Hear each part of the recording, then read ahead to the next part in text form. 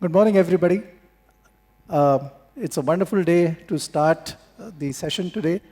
And initially, I wondered how cataract fitted into the refractive practice. But obviously, multifocals and torics are a part of our refractive practice today. So, first of all, thank you, Rohit, and thank you, Team NN, for having me here. It's a wonderful opportunity, and it's the first time I'm giving a talk like this, so I'm quite excited about it. So, achieving emmetropia has been my dream for a very long time. And it goes back to almost now, how much is that? It's 35 years ago when I did my first cataract surgery as a resident. It was a case of intracapsular aphakia. The point was, these were the days when we used to take interrupted sutures. And when the sutures were removed, the patient had a refraction of 6.6 with plus 10 diopter sphere. And my professor gave me a pat on the back, and she said that, look, everybody gets astigmatism. I get 2 diopters, 2.5, 3 diopters, you got 0.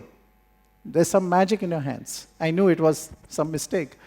But there it was. And then I did subsequent cases, and all my subsequent cases showed plus 2, plus 3, So I wondered what happened. And my first eureka moment came when this patient came back 1 year later, and he told me, do you remember me? And I said, yes, of course, you were the first patient.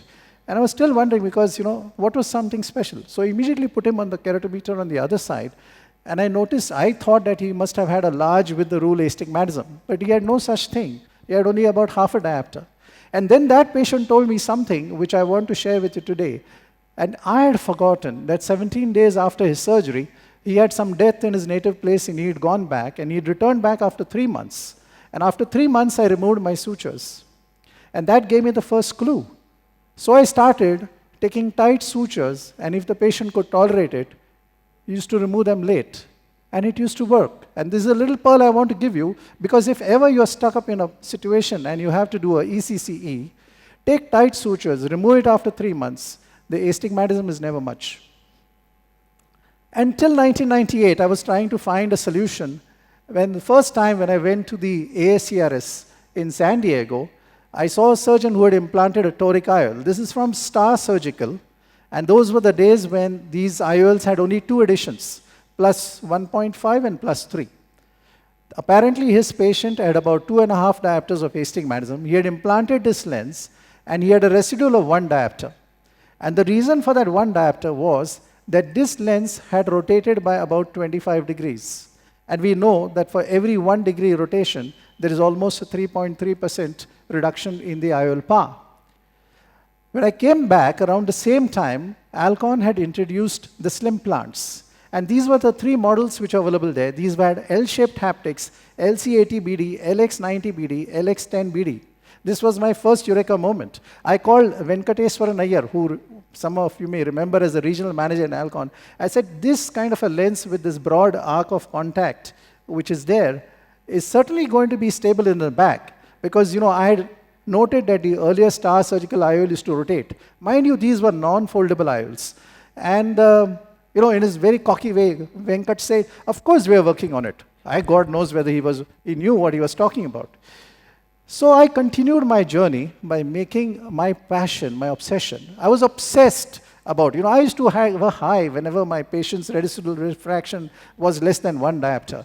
So I made it my obsession. And I was looking for the perfect toric IOL to treat astigmatism. That became my goal. I was at the same time studying my own wounds. And this is how my wounds evolved. My interrupted sutures, when I used to do intracapsular extraction without IOL, mean SI was almost 2.5 diopters. When I started taking continuous shoelace sutures on my ECC, it came down to about 1.5 diopters. I started doing SICS with or without foldable or non-foldable IOLs, and I was having 0.75 to 1.25 diopters of astigmatism. And then I started doing phaco with foldable IOLs, and on average, my mean SI was about 0.2 to 0.4. So the first Acrisoft IOLs were introduced to India, Acrisoft Toric IOLs were introduced to India in 2007, and I grabbed them up immediately. So what I did initially, and which I would recommend if any of you is a starter, is to first use them for patients who had high cylinders, like the T4, T5.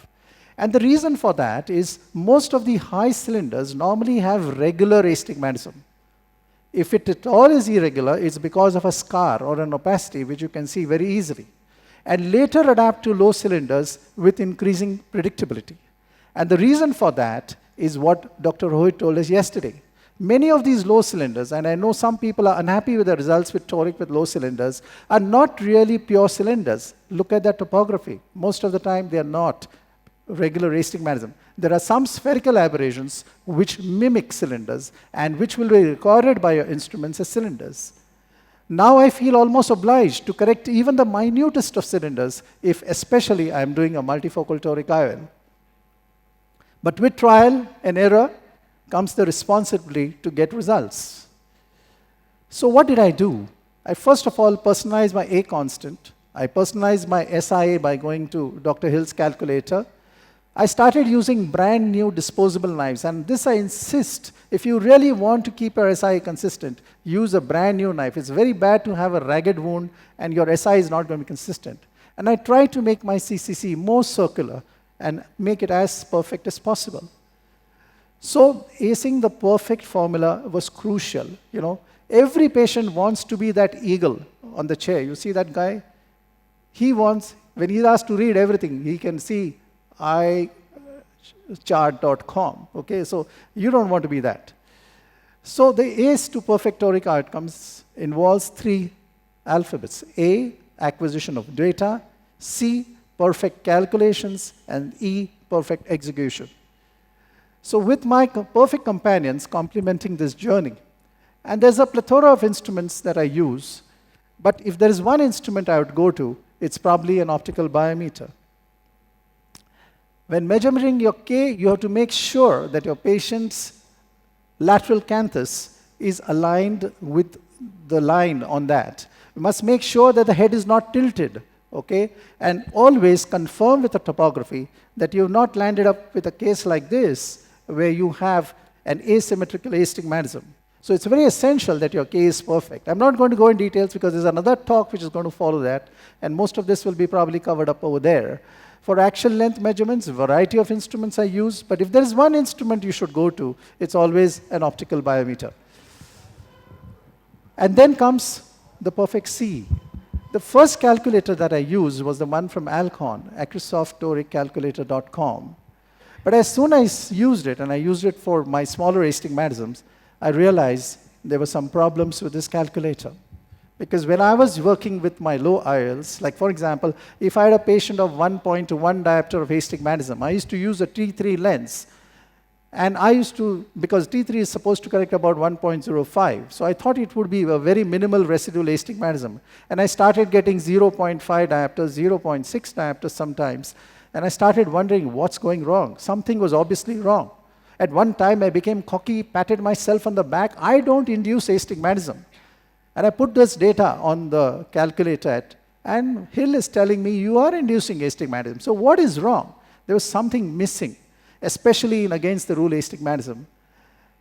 And therefore, this is what the problem was. I mean, we are forever indebted to Douglas Koch for discovering posterior corneal astigmatism as a very important source of error in calculations of toric IOLs. And of course, this man who needs no introduction, Dr. Graham Barrett, we are forever indebted to him for providing us with a perfect toric calculator which has an inbuilt algorithm to calculate the posterior corneal astigmatism for a perfect effective lens position. And I think this is really taken. I would, at this point of time, mention Dr. Nagvekar, who's sitting in the audience, who has his own tool, the Nagvekar Saurabh tool, which also does the same, and which has got even a better predictability, especially as far as NRI calculation is concerned. So what is the Barrett toric calculator? This is what it looks like, and you can enter your data. You can see what your net astigmatism is over here. You can get a final reading out here. It also has an ability to input K from various instruments. So suppose you're using a lot of instruments and you don't feel that one particular instrument is right, you can introduce it from someone else. In case you have posterior corneal astigmatism is measured and you don't want to go by the algorithm, you can input the posterior corneal astigmatism in his calculator also. I have done that, but believe me, his algorithm works the best. And finally, it comes to the execution. This is where I leave you with a few pearls. Most of you are very experienced toric surgeons, and for this, I think most of you will know. But at the same time, for those who are novices starting, a few pearls which will jack up your results very nicely. Knowledge learned is best utilized when shared. This is what I believe. And so I'll share with you a few little pearls that I've got in my surgical practice. The first thing that you need to do is you need to mark. This is my very first case in 2007. You can see I'm struggling here. You know the problem with this? The problem with this is when you put that marker in front of the patient's eye, your objective of the slit lamp comes in the way. So you have to hold it this way, and this is where you make your first error, the error of parallax. The biggest mistake that we all do is depend upon those readings or those marks as we have inked them. But that's how they don't really work. What I prefer now to do is to put the patient in a sitting position. I put a small speculum inside. This is very important because you don't want to keep those lids apart. Keep it slightly apart. It also helps to dry the cornea so that your thing will get inked. Remember, the most important thing to mark is always the cornea, never the conjunctiva, because the conjunctiva is mobile at the limbus. And a small little movement here and there will make all your readings go haywire. So it's important to mark the cornea. And the markings, this is the most important thing, should be verified on the slit lamp. Remember, that marker that you have has got a certain radius, a certain depth, so it's not going to be what your cornea is. And therefore, you are going to make mistakes. Even after marking, you need to find out the offset from what the true 180 and 90 degrees is. So what we do over there is we make the patient sit with the marks on. This is pre-op. See the vertical, see the horizontal, make sure that your markings are correct. If they are not correct, find out the distance. Very often you'll be surprised. You've gone wrong by 3 degrees, 5 degrees, occasionally 10 degrees also. And then only take the patient into the theater. If you want to make an axis marking, I would suggest you do it after phaco and not before starting surgery, because with the cataract there and with a dense PSCC, sometimes the patient is not looking the straight axis. Remove all the viscoelastic behind the IOL, center the lens on the visual axis. If the IOL has to be rotated, always rotate it clockwise. Seat the lens well within the bag. And the most important thing, again, is verify the axis of the lens immediately post-op. And this is what we do. This is the alignment. This is with, of course, a digital marker system, which is very good. You just rotate the lens so that the lens comes into the desired axis, And that more or less does the trick. And this is the best way to do it. But even if you don't have this to do, what you can do is that after you put the lens and you bring the patient outside, the same patient whom you saw in the pre-op, this is post-op. At this stage, if I find, and this is my little pearl to you, if you find that your rotation is more than 5 degrees off the intended axis, please take the patient back again. This is where most of the mistakes. Next time you see the patient has got 6'9", 6'6" partial vision, everything is okay. And then when you try to do a refraction, there is a 0.75 cylinder there.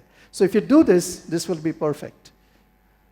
And of course, always choose the ideal toric IOL platform so that the patient has got good rotational stability. I mean, here is a picture of a patient I did a month ago, post-op, and this is 27 months post-op. So you can see that the lens is not shifted. So use an ideal lens which has got good rotational stability. So remember to keep calm and get ready to throw away your glasses. Thank you so much.